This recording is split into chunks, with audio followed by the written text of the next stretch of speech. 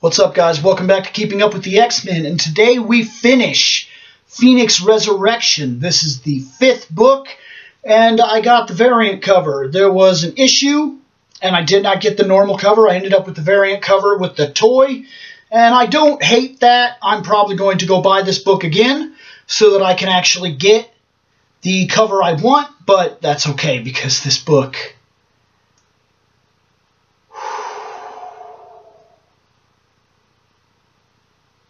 Wow. Okay. Let's get into this, because the opening is magnificent. If you've been on my stuff, you can find me on Facebook or Twitter, Keeping Up with the X-Men. I'll often post when I'm reading a book. I'll take pictures and make comments about what I'm reading. And this, I had to say stuff about this. Look, Logan walks in to the restaurant, okay? And he takes a seat. Jean turns around, begins to say, oh, hey, how are you? What can I do for you? And he's like, I want a coffee. He's like, give me a coffee. And she's like, do I know you? And he's like, not really. No. He's like, you don't really know who I am. And she's like, man, I feel like I do. And he's like, if we knew each other, it was in a different lifetime. And so they're talking for a minute. And she puts the coffee down, and he reaches his hand out and puts it on her hand. And for a second there, you could tell something happened to her. And she pulls her hand back, and she's holding her hand, and she's like, whoa. And he starts telling her, he's like, wake up. He's like, I need you to remember. I need you to see what's going on here. I need you to really think. Something ain't right about this area. This thing, this ain't your life. This ain't your friends. This ain't real. Something's funny. And I need you to wake up. I need you to see it. And Annie comes over and starts telling him, hey, you don't get to come in here and scare my employees and stir up a bunch of crap. I think it's about time for you to go. Oh, my God. Well, old man Logan is not about being interrupted by a dead person. He's taken down plenty of undead ninjas and dealt with dead apparitions. So you know what? Bye. I ain't got time for this.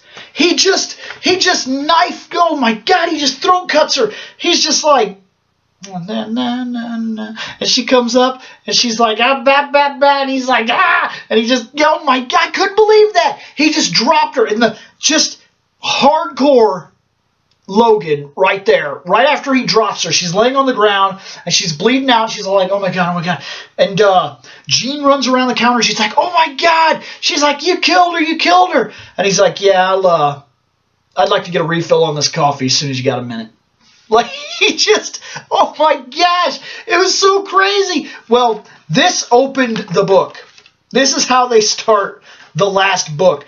The X-Men are on the outside, and they're wondering what's going to happen, and the earth starts shaking, and it starts pouring down rain on them.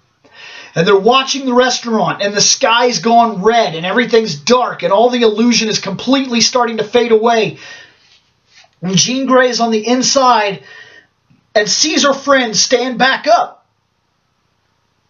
Start talking. Like, okay, calm down. Look, I know this seems bizarre. This is a little strange. She's like, little strange, you're dead. You're like dead right now. Right now as dead as you, and you're not dead because you're standing, and that's not right, and something's wrong. And Wolverine, old man Logan, oh, sorry, he gives her $1 and says, look, do you know me? Do you know any of this? Do you see what's happening yet? I need an answer. Right now. I need an answer. And he starts to pop out his claws just real slow. Just, he's going to lay it down. He's like, I need an answer. If he doesn't get an answer, he's going to gut her. Her eyes go on fire.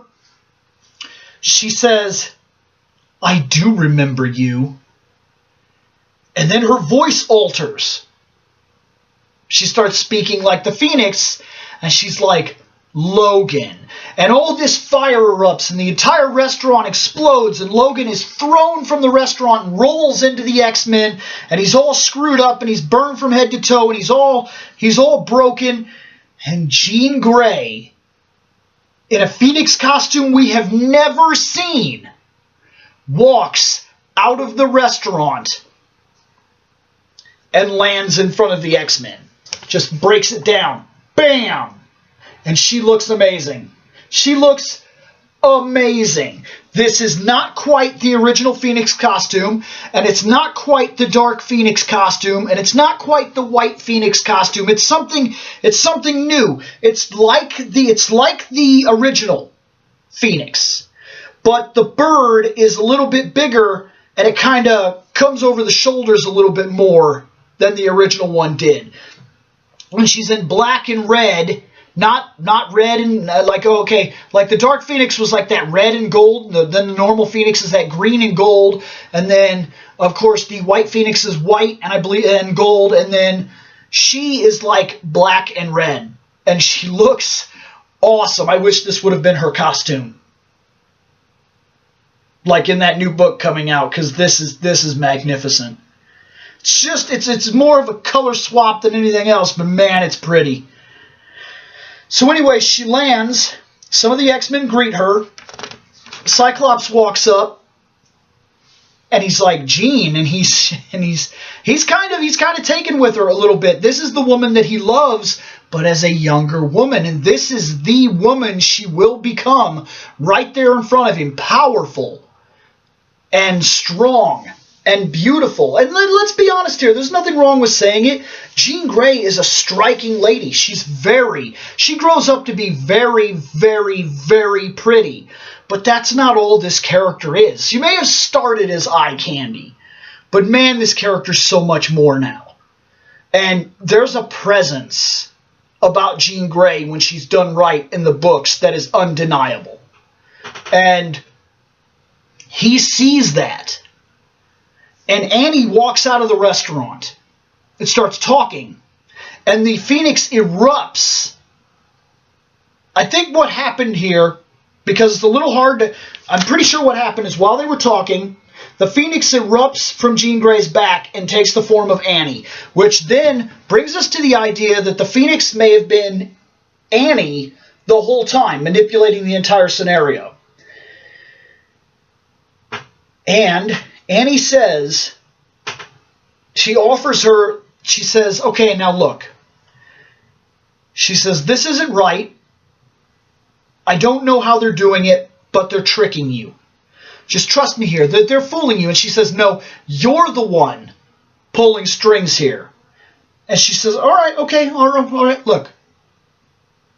But that's the point. She says, honey, this doesn't have to be the end. We can make the world whatever you want it to be. This is the moment of truth, right here. I want this. And there are things I know, because I've been you, that you want. And she brings her parents up. Her parents are dead. And her parents start telling her, look, we're not aberrations. If you choose to bring us back with the power of the Phoenix, it's us. We are your parents. We're here again. And then all these people from her past start to surround and talk to her and be like, us and us, we're here. And this could all be real. This could all be you. And she keeps saying, please stop. Please get away from me. This isn't right. This isn't the way life works. I'm supposed to experience loss. This isn't right. I need you to back up. And they just keep coming towards her, and they keep making all these promises and everything, and she blows up. And Jean Grey, I'm telling you guys, there are a lot of people that still kind of view her as a joke. She's not. She completely obliterates, even incinerates down to nothingness a good portion of the people that are standing there. All these people that were brought back, she just explodes with psychic energy blows them all into non-existence. And the Phoenix comes out again and starts talking to her, and she turns and she tells it, stop. This is over. It's done. Do you hear me? It's no more. For some reason, you cannot just bond with me. You've done it with other people.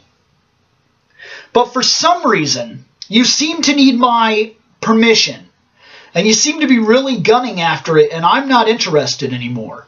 I'm not going to play this game anymore. I've been a goddess. I've been special. I've felt what it's like to have that kind of power. And I've felt what it's like to manipulate life in a way that is unnatural.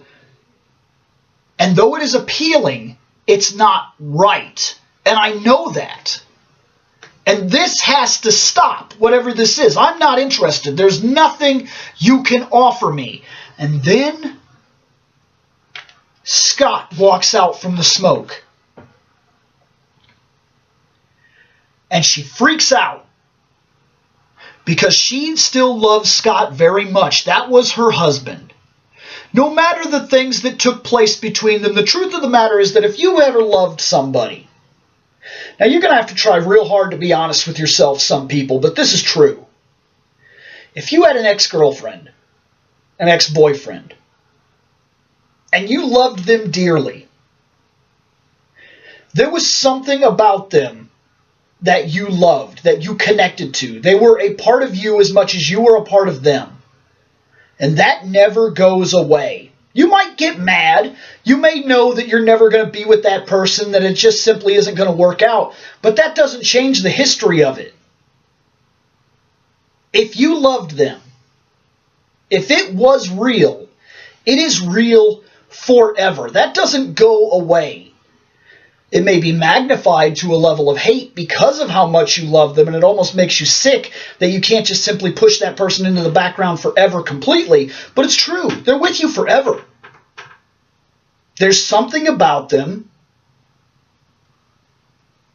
that you never quite lose, even if you lose them. And this is true for her as well. Scott, she loved him. As soon as she hits him, she gets a mental feedback that is him. He's alive right now. He doesn't understand it. And she doesn't understand it, but she picks him up. And oh man, they have this moment. This was powerful drama, and it touched me in a way that I was not prepared for. I almost cried while reading this at work. Would have been a real messed up situation for me to have to explain, but guys, this was wild. I did not expect this book to affect me like it did, but this book,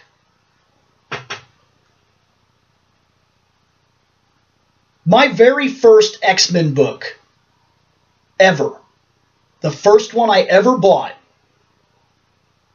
was when they fought the Hellfire Club and Jean Grey became the Black Queen. And I learned a lot in a single book that made me an X-Men fan for years to come. I saw a woman that was beautiful, that was powerful, that was smart, that was compelling. And I saw a man who was intelligent, who knew the level that he was descending to,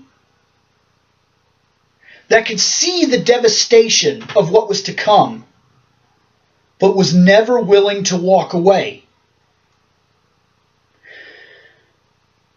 And this book opened with a scene where they go over to have like this picnic. And she tells him she wants to see his eyes. And Cyclops can never do that. He can never take those glasses off. He will kill somebody. But she tells him, it's okay.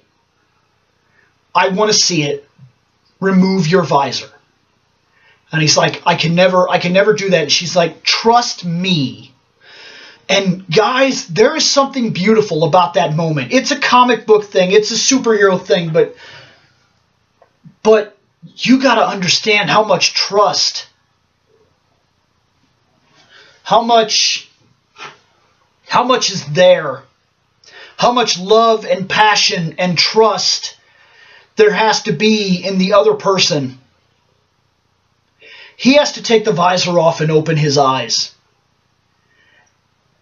And she would not be able to survive it. Without the visor, without being able to regulate how much power comes out, he could remove the top half of her body. Kill her instantly. And he knows it. And she knows it too. But for that moment, that she has control and she knows it. And she wants to see Scott for everything that he is and everything that he has. And he took off the visor and he opens his eyes and she holds back the optic blast by creating psychic foils that stop the attack from happening. Little shields in the eyes that hold back all that power. And she creates this psychic link between the two of them that is forever. It was in that book that she created the psychic rapport that will link them forever in a way that we can't even, I'm talking you've been in love before, but guys, we can't even imagine. These two are connected so beautifully that it's unfathomable.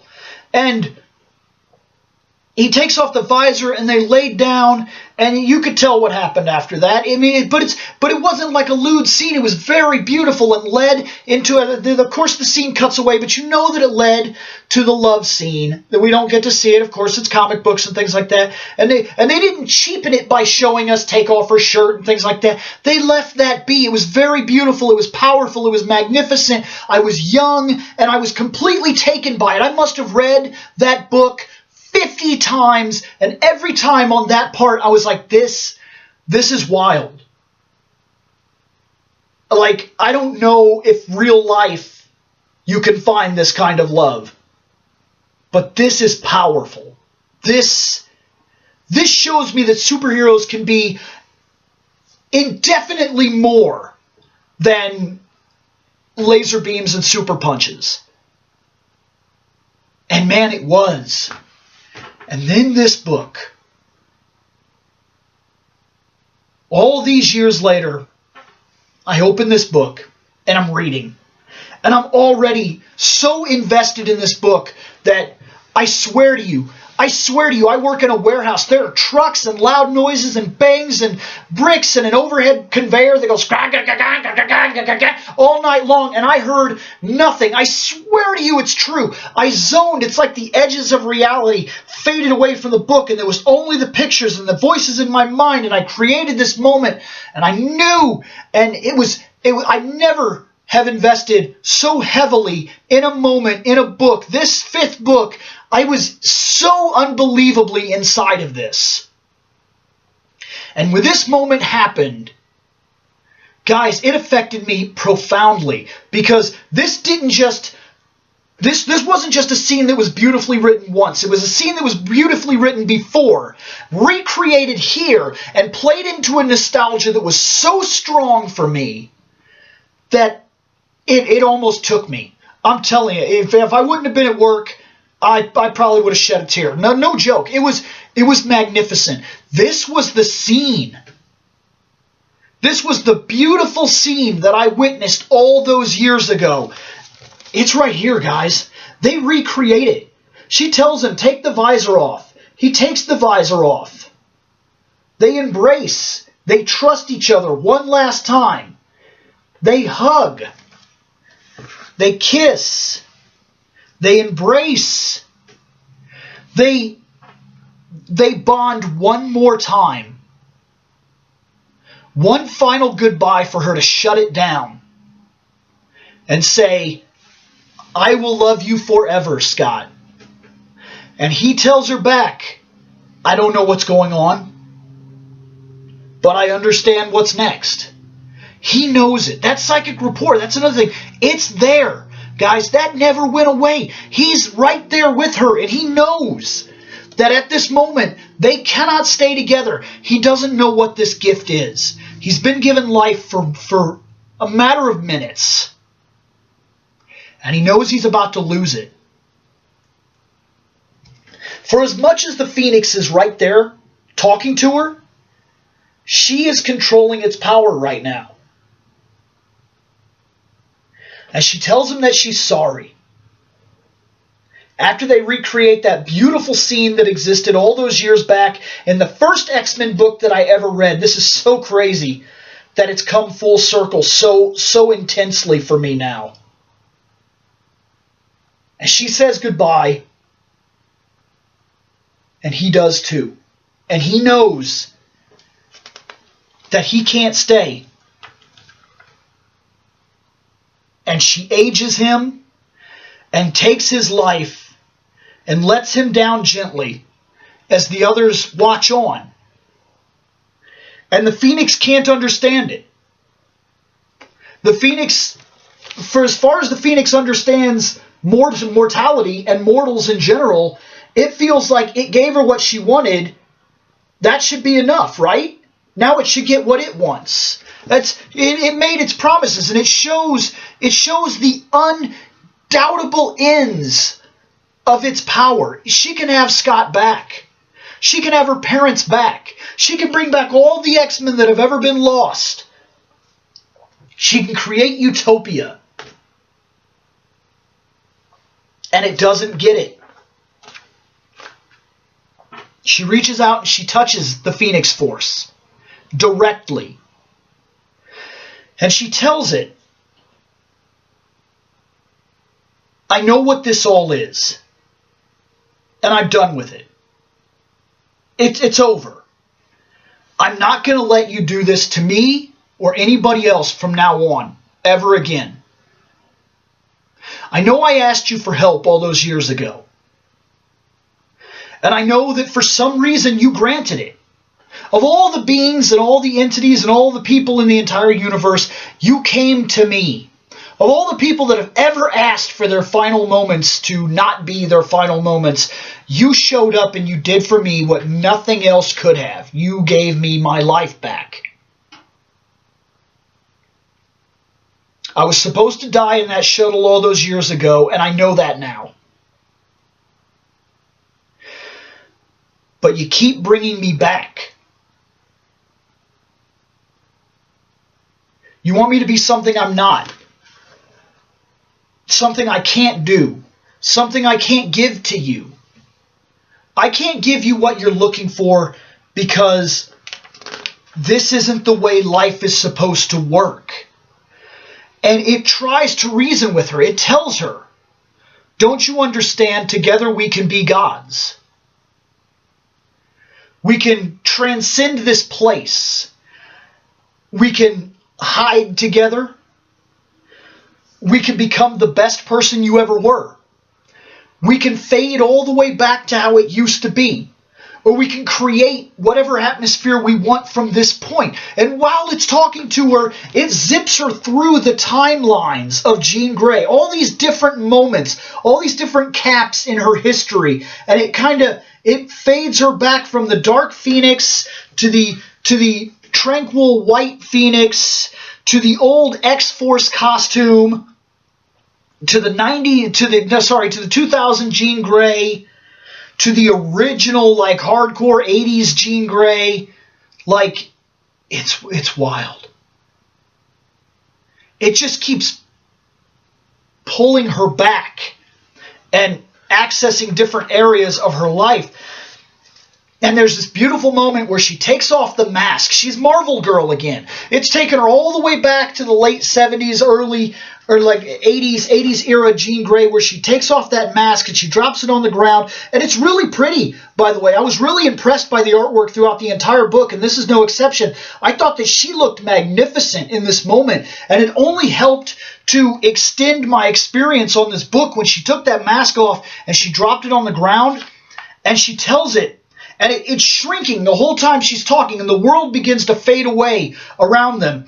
And she takes it into her hands as she explains to it that life is not the way it wants it to be.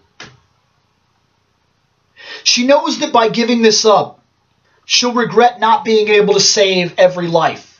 She'll regret not being able to do what she wants every day. But she also tells it, this is part of life's journey. And I have to accept that.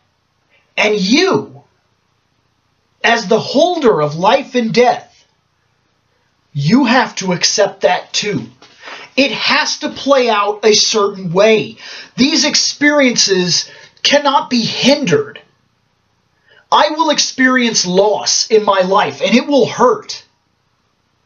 But I can't sidestep that loss by being a goddess, by bringing them back, and overstepping my bounds as a mortal. I have to exist in the space that is mine, and this space is mine.